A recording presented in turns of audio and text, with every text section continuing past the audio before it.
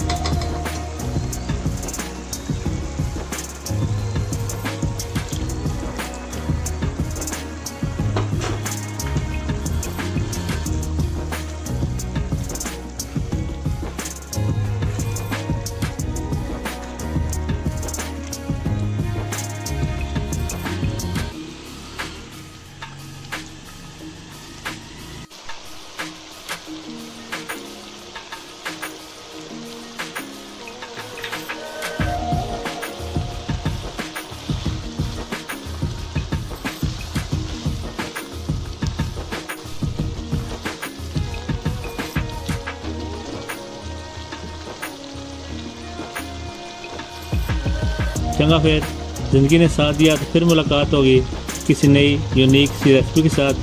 कीमा recipe आपको कैसी लगी? ये कीमा कढ़ाई इतनी शानदार इतनी मज़ेदार बनी है कि आपको दोबारा बोलने का मौका नहीं होगा। आप ढूंढ कर ये चैनल से ये रेसिपी फॉलो करेंगे। दुआ में याद रखिएगा, अपना और अपनों का बहुत सा ख्याल रखिएगा।